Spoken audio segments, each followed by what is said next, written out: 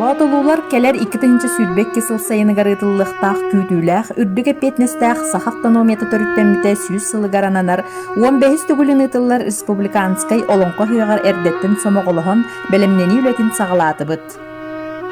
Ол курдук сахалы хиттери бир дойдулаахпыт уран уус. Бүлүүлугун 2 күлет нехилегер олорор Алексей Алексеевич Николаев оңороргу сөбүлэхен үлетин сагалаата.